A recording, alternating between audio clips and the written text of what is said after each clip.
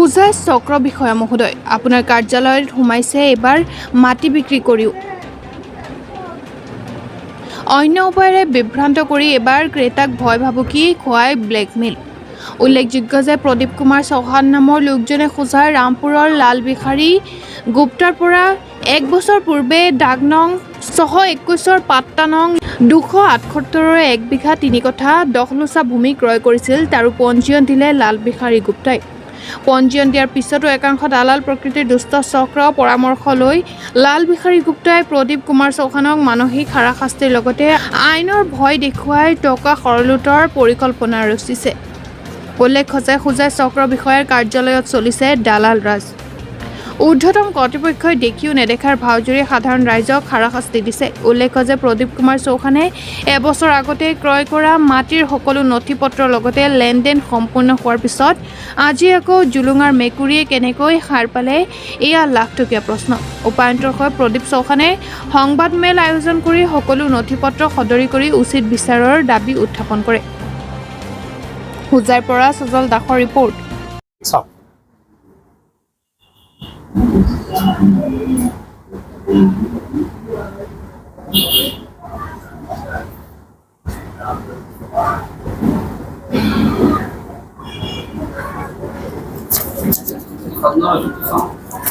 ইয়াত চাওক স্পষ্ট লিখা আছে, বৰাবৰে মোৰ পৰা নগদ ধন এই পইচা প্ৰায় 32 লাখ টকা ৰিচিভ কৰিছে। চাওক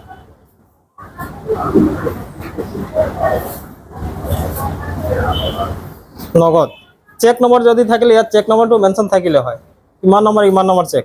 মই কিন্তু চেকত দিয়া নাই, মই কেছ দিছোঁ। আজি সুভাষ চৌহানে বুঢ়াৰ লগত মিলি অলপ কিবা কিবি খেলি মেলি কৰি আছে। তেখেতে মাটিৰ বিনিময়ত মোৰ পৰা অলপ পইচা বিচাৰিছিলে, মই পইচা দিয়া নাই, গতিকে তেওঁ মোৰ 2 কঠা মাটি দখল কৰি লৈছে বলপূৰ্বক।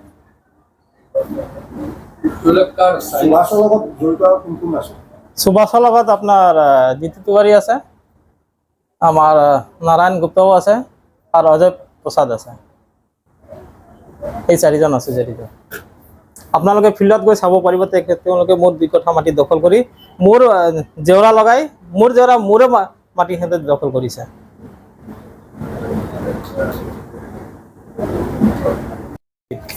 খাজানা দিছে।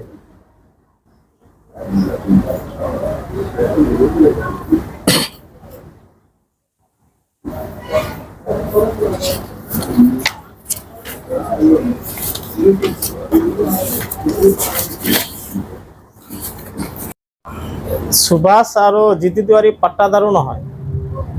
পাট্টাদাৰ থাকিলে যে মাটি দখল কৰিলে এইটো বেলেগ কথা, কিন্তু পাট্টাদাৰ নথকাকৈ মোৰ 2 কঠা মাটি। মোৰ ঘৰ জৰং পথাৰ, থানা মৌজা হোজাই। মই হোজাই ৰামপুৰত 1 বিঘা 70 লোচা মাটি লৈছিলোঁ লালবিহাৰী গুপ্তা নামৰ মানুহজনৰ পৰা। মই 1 বছৰ আগতে মাটিটো ৰেজিষ্টাৰ নামজাৰি চব হ'ল, কিন্তু তেখেতে এতিয়া কিছুমান দুষ্ট চক্ৰৰ লগত পৰি মোক অপমান কৰিব বিচাৰি আছে।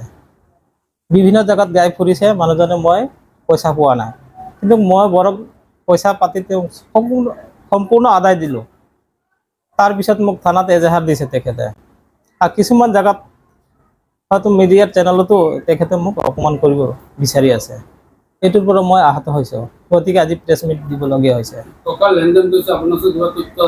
নাই, মই পইচা তেখেতক কেছ দিছোঁ, মই দলিলত মেনশ্যনো কৰা আছে সেইটো।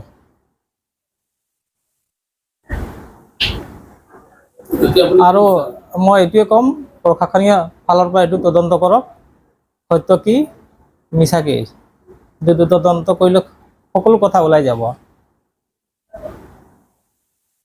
আপনি কি ভাবে যে তেওঁ কিয় এই ঘটনাটো সংঘটিত কৰি আছে? লোভত বসতি হৈ কৰি আছে। এইটো কিমান টকাত আপুনি মাটিটো ক্ৰয় কৰিছে? মই প্ৰায় 32 লাখ টকা দি মাটিটো ক্ৰয় কৰিছোঁ।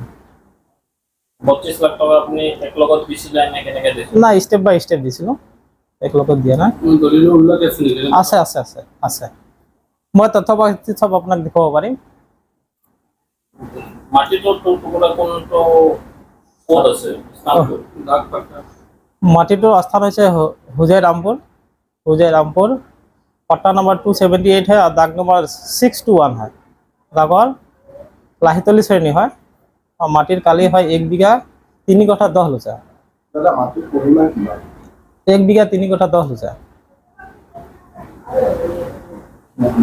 এইটো মোৰ সম্পূৰ্ণ কিনা মাটি হয়। এতিয়া মালিক পক্ষ আপোনাক হেঁচা প্ৰয়োগ কৰি আছে। হেঁচা দালালক লগ ধৰি মোক হেঁচা দি আছে মানে। জানিব পৰা মতে মালিকপক্ষই বোলে আপোনাক পাৱাৰ বেতন দিছিল।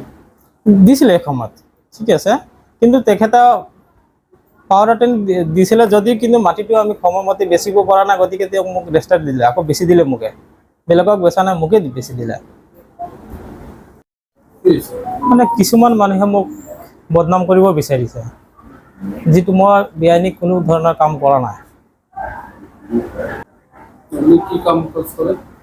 মই এনে বিজনেছ কৰোঁ, এটা সৰু সুৰা বিজনেছ কৰোঁ গাঁৱত। কি লৈ মানে বদনাম কৰিব বিচাৰিছে? কি বিষয়? মই এডোখৰ মাটি লৈছিলোঁ হোজাই ৰামপুৰত। সেই মাটিটো যোনে বেচিছে তেওঁ কৈ আছে 1 বছৰ আগত মই কিনিছিলোঁ মাটিটো, এতিয়া কৈ আছে তেওঁ মোক কোনো ধৰণৰ পইচাই দিয়া নাই, কিন্তু এইটো সম্পূৰ্ণ মিছা। মোৰ ইয়াত প্ৰুফ আছে, মই তেখেতৰ পৰা কেছ পইচা দি লৈছোঁ। দলিলত মোৰ ষ্টেণ্ডাৰ্ড কাগজ প্ৰুফ আছে, চব টেক্সৰো কাগজ আছে, আপোনালোকে পৰীক্ষা কৰি চাব পাৰিব। অঁ, মাটি 1 বছৰ আগতে ৰেজিষ্টাৰ হ'ল, আপোনাৰ নামত নামজাৰি হৈছে। নামত নামজাৰি হৈছে, তাৰপিছত এতিয়া তেওঁ কি কয়? বোলে মোক পইচা দিয়া নাই। মানুহজনৰ নাম? মানুহজনৰ লাল বিহাৰী গুপ্তা। তেনেকুৱা